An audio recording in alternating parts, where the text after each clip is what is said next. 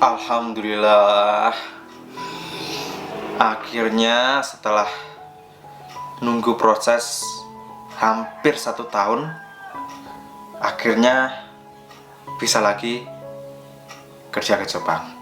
Alhamdulillah.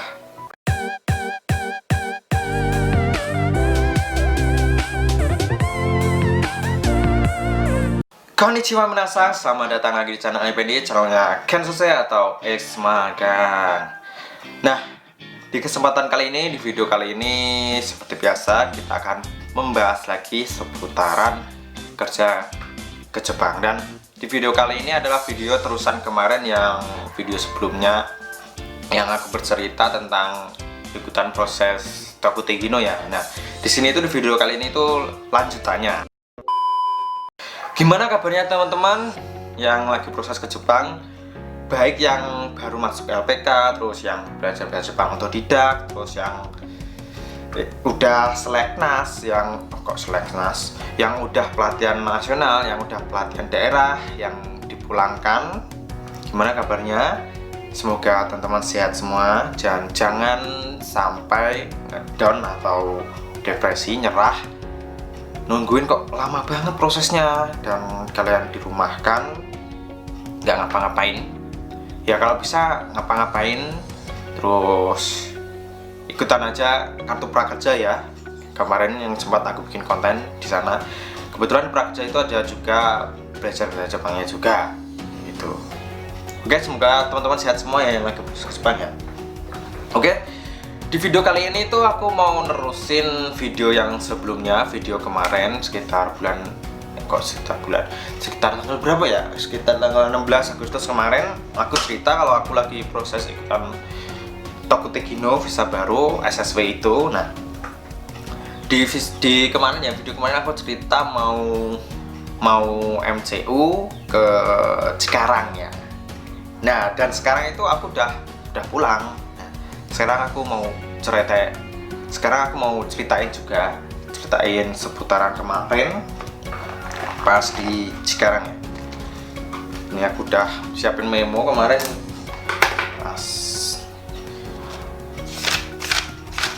Oke, sekarang aku mulai dari mana ya? Mulai cerita yang pertama ya. Kemarin aku tanggal 17 Agustus kemarin aku naik bus dari Mas Pati,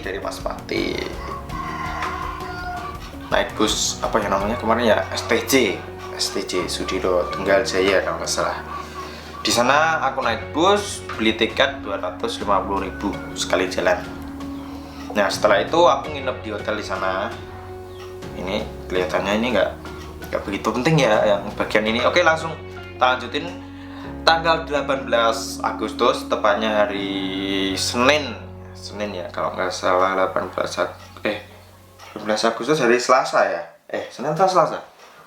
Kok lupa aku ya, bentar. Agustus kemarin hari Selasa.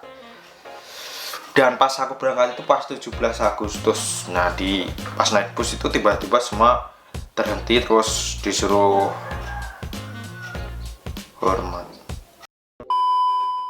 Ini cerita nggak penting lagi ya. Oke, masuk cerita lagi. Maaf. Sorry. Oke, kita masuk lagi ke cerita.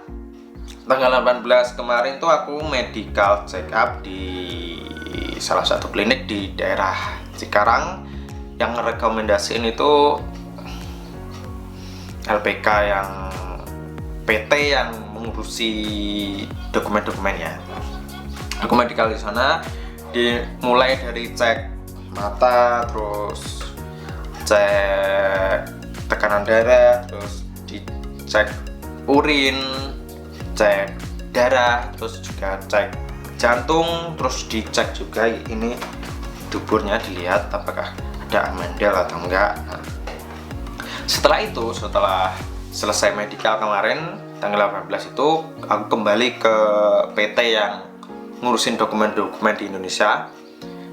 PT-nya nggak aku sebutin ya, maaf ya, karena nggak endorse.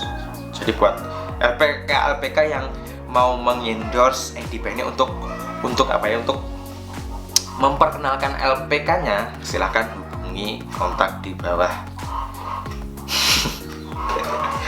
Oke, kita lanjut lagi. Nah, setelah MCU, aku kembali ke PT tadi yang ngurusin dokumen-dokumen. Nah, di sana kita diserahin yang namanya kontrak kerja Toko Tikino di bidang pengolahan makanan ya, tentunya ya. Di sana kita dijelasin semua, baik apa ya, dijelasin semua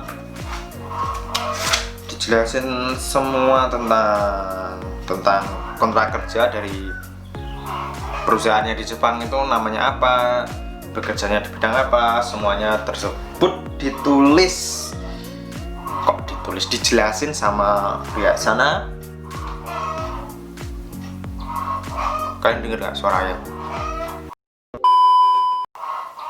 Anjir, itu ayam tuh. Oke, nggak apa-apa ya, ada backsound ayam ya. Oke, kita lanjut lagi, cerita lagi. Nah, di situ setelah medical kita kembali, di situ diberi pengarahan untuk tanda tangan kontrak ya, kontrak kerja. Nah, setelah selesai pengarahan, aku kembali lagi ke mana itu, ke hotel kan emosi. Nah, ke hotel ya, kemarin nginep di hotel 2 hari dari tanggal 18 apa ya, 18 terus tanggal 19 terus pulang deh. Oke, lanjut ke cerita. Kita kembali hotel, terus besoknya lagi jam 9 kita kembali ke PT tadi. Terus kita diadain yang namanya Jisen Gaidansu. Apa itu Jisen Gaidansu? Jisen Gaidansu. Nah, Jisen Gaidansu itu kayak apa ya, penjelasan dari pihak perusahaan Jepang, dijelasin seputaran kontrak kerjanya, dijelasin lagi, dan di situ kita tanda tangan kontrak. Yang kemarin udah tanda tangan sih, kita juga tinggal dijelasin Jisen Gaidansu dari pihak sana, dari Kumiai yang ada di Jepang. Nah, di situ kita dijelasin seputaran banyak, udah pokoknya dijelasin dari pihak orang Jepangnya langsung ya, tempat kerjanya banyak, terus banyak untuk jam kerjanya, terus perihal gaji, terus snacking, semua pokoknya. Terus dijelasin juga larangan-larangan untuk yang nggak boleh dilakukan kita saat kerja di Jepang. Nah, di sini aku beri contoh larangan. Ternyata kalau visa SSW itu nggak boleh arubaito juga. Kayak dulu pas aku magang di Jepang itu nggak boleh arubaito. Ternyata yang visa baru ini juga dilarang yang namanya arubaito atau kerja paruh waktu. Nah, di sana aku juga dijelasin bermacam-macam soal peraturan Toko Tikino, semuanya di sana dijelasin, soal gaji juga, semuanya pokoknya ya. Terus apa lagi yang bisa aku sampaikan ya? Pokoknya aku seneng banget akhirnya dapat perusahaan juga ya. Di sini tuh aku prosesnya itu proses langsung ke Kumiai yang di Jepang ya, nggak ikutan yang di LPK di Indonesia karena mahal, karena dimintain biaya. Nah, kebetulan aku ini langsung dari Kumiai Jepang, jadi yang ngebiayain itu pihak perusahaan yang di Jepang, aku gratis. Di sini tinggal kayak medical bayar sendiri, terus apalagi medical, terus bikin paspor juga bikin sendiri, dan lainnya tersebut pokoknya. Terus sisanya nggak bayar sama sekali, seperti itu ya. Pokoknya seneng banget pokoknya.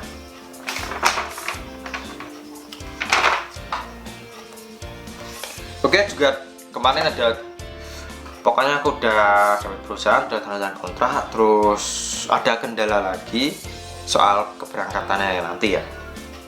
Soal keberangkatan itu ya tetap aja nunggu corona ya. Jadi tahun ini tetap nggak bisa terbang. Insya Allah paling cepat tahun depan tanggal 4. Kok tanggal 4 bulan 4 ya. Insya Allah ya.